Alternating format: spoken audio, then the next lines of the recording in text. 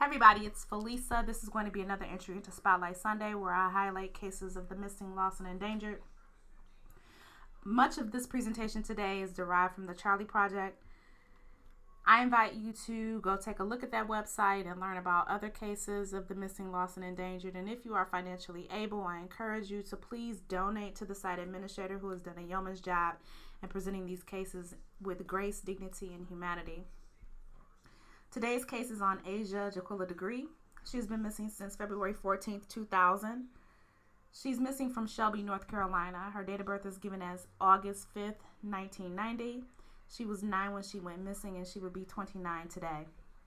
Her height and weight at the time of her disappearance was 4 feet 6 inches, 90 pounds. She was possibly wearing a white shirt, white jeans, and white sneakers. She is listed as an African American female, black hair, brown eyes, and she may have her hair in pigtails.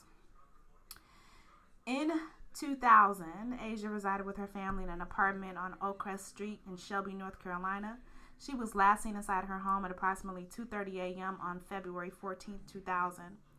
Asha's father indicated that he went to sleep at that time and told authorities his daughter was asleep in her bed when he checked on her.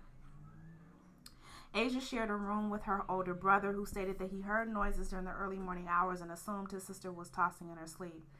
Asha's mother went into their room at approximately 6:30 a.m. to wake her children for school and discovered that Asha was not in her bed. The family immediately summoned authorities, and an extensive search of the surrounding area was initialized with no results.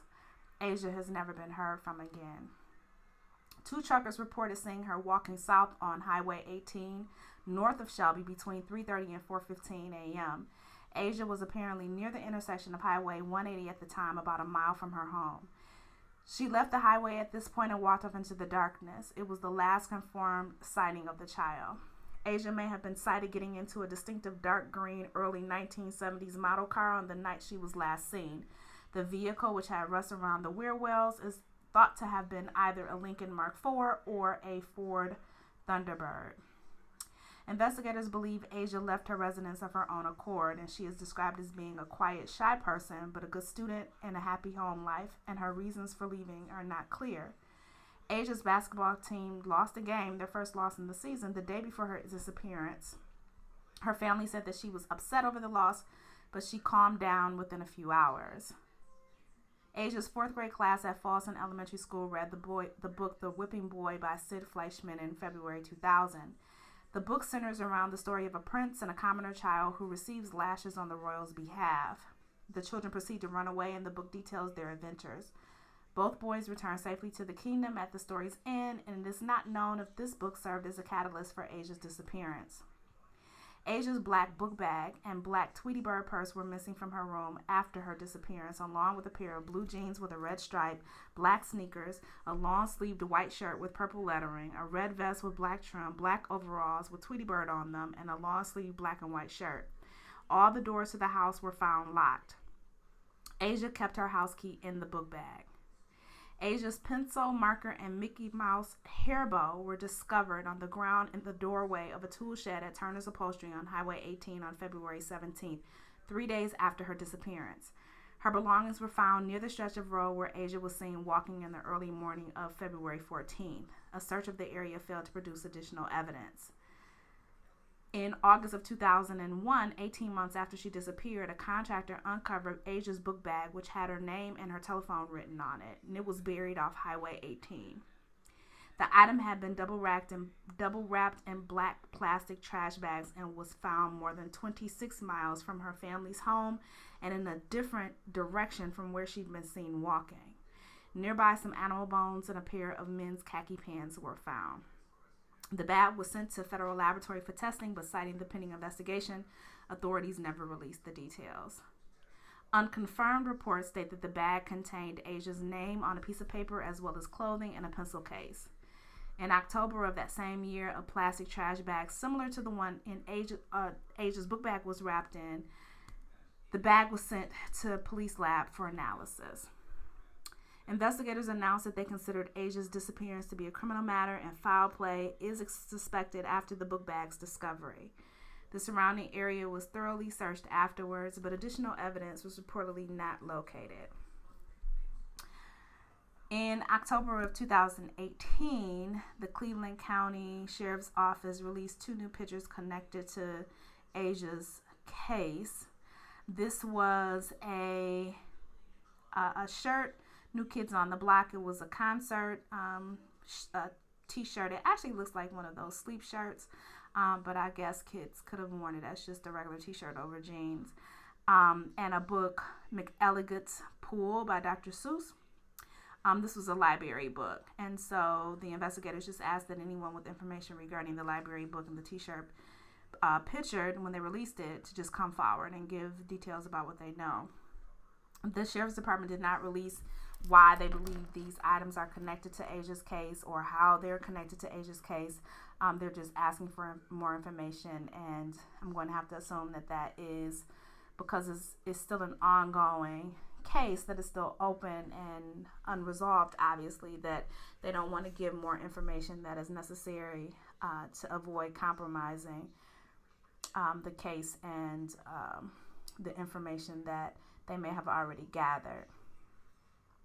I find it just a bit troubling, some of the facts of this case, and it's always difficult to kind of delve into suspicion and speculation and all those kinds of things, just because there's a family out there that's missing their child, and she's been gone for almost 20 years, and I can't imagine what that must feel like for a parent when you put your child to bed, you check on them, you've done everything right, everything is locked, and your house is secure, so you think, and then you wake up and your child is gone. That has got to be horrifying. So my heart goes out to Asia's family. And just thinking about the timeline, if Dad saw her at 2:30 and she was asleep, I've got to believe that she wasn't really asleep. Only because when you think about the short time between the time Dad last saw her and the time that she showed up on the highway, it was less than an hour. She was spotted, or maybe just a little bit more than an hour. So she was spotted at about 3:15 or so, I want to say, between 3:15 or 3:30 and 4:15, excuse me. So she was last seen at 2:30 in her bed. She was then spotted on the highway between 3:30 and 4:15. For most people, she was spotted about a mile away from her house. So for her to get up, get dressed, get out the house, walk that distance on foot in the middle of the night, that is just not only bizarre, but just astounding. Then, it would take her about 20 to 30 minutes to even get about a mile away from the house, just at an average clip, the average person. And of course, some people can make it sooner, but I want to say that it probably takes about 20 to 30 minutes in order to walk a full mile, especially if this baby was just kind of walking in the night and not really having a sense of where she was going, just picked a direction and wound up there. So if she was last seen at 2:30, she would have had to have left no later than 3, so she was gone within a half an hour. So it would have really been helpful, and this is not to bash the brother at all. The noises that he heard, was that Asia leaving the house? Was that her, sneaking out the window? Did she leave out the front door? Did she lock the door behind her? How did she even really get out the house? It doesn't say if, the bedrooms are on the second floor. That would make leaving out of a bedroom window a little bit more challenging. But if it was a main floor, then it would be a lot easier for her to get out. Given the fact that all the doors were locked, if she walked out the front door, back door, what have you, then she locked that door behind her. One of the things that I thought initially was that, perhaps someone was unfortunately grooming her and, wanted her to come out the house and meet them. But that doesn't really make sense the more that I think about it, because if somebody was going to do that, it would seem to me that they wouldn't have her walk a full mile and on a freeway to meet them. Randomly. They would, maybe not pull up in front of the house because they didn't want to fear detection. They would pick her up on the next block or, down the street or something like that. So that the more that I think about it, is not plausible. It's possible, but it's just not really plausible. So then my next thought was that she, for whatever reason, decided that she was going to leave the house and just picked a direction and really just started walking. Perhaps she knew somebody, or she thought that she could get to their house. And whoever it was may not have even lived in that area. She just thought that that's where that person lived. She was 9. You had to keep that in mind. One of the things that does bother me tremendously is that people spotted her on the freeway. It would have been pitch black. A freeway is nowhere for a child. The idea that 2 people spotted her, and the story doesn't say, but I'm hoping that people called authorities. Now, of course, I'm trying to remember, and you'll have to forgive me, if cell phones were plentiful back in 2000. But even if they weren't, I want to say that, semis and truckers have communication systems. They're able to, either get to dispatch or, radio to their office. If I'm wrong, somebody please correct me, and I will, certainly issue a mea culpa. But I'm almost certain that there is at least a way to communicate, because if you lose your load, or you become stranded, or something along those lines, you have to have a way to communicate, especially for emergencies. So I really hope that these truckers didn't just wait until they got to where they were going to decide that they were going to report that there was a child on the road. Unfortunately, it doesn't seem to really matter if it was the timing, because at some point Asia left the highway, walked off into the nearby area, and promptly disappeared. One thing that I haven't seen pointed to, which I actually discovered when I was doing research into the Tiana Williams case that I presented, is the high propensity of human trafficking in North Carolina. And one of the latest statistics that I saw, according to the National Human Trafficking Hotline in 2017, North Carolina had 221 reported human trafficking cases. And that statistic put North Carolina 8th among all 50 states in terms of the number of reported human trafficking cases.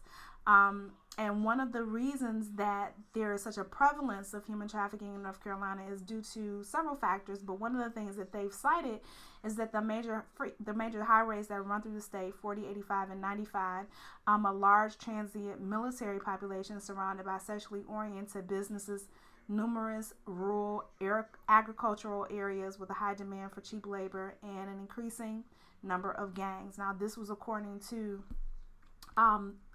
website data that I was able to locate in CDOA, and I'll leave that down below as well, and you can check that out. Whatever the case may be, of course, I don't want to speculate too much, because there's a family attached to this, and I don't want to be the person who is presenting the case and then also doing, all of this amateur sleuthing, and, that could quickly turn into pointing of the fingers. At the heart of this case, there's a baby that has been missing for 20 years, and there's a family that is missing a child, and I'm sure they have exhausted every means that they possibly know how to get their hands on in order to bring their loved one home. So, it's just really my hope to present this case in a way that promotes the humanity and the seriousness of the matter, and hopefully give Asia's story a little bit more of a platform and, public information, and, for people to be out on the lookout. I am going to post an age progressed picture of her, what she may possibly look like at 29 or in her late 20s, in case, anyone runs across anyone that resembles her.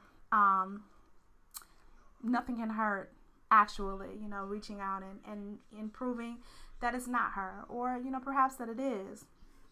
At any case, there's a child that's been separated from her family for 20 years, and it's high time that she come home, however that may mean. As always, it is my desire to present these cases humanely, with grace, and with love. It's my one intention to give closure to the families one way or the other. If I've misstated or misquoted or misrepresented anything in this particular presentation and you have updated information, I ask that you please leave that information in the comments so that we may all be aware. And I invite your comment and your commentary. The only thing that I ask is that you be respectful in the comments, realizing that the families and loved ones are able to see some of these some of your commentary, and we want to be sensitive to their feelings and to their emotions. This has been Felisa, and I wish you all a wonderful Sunday. Bye.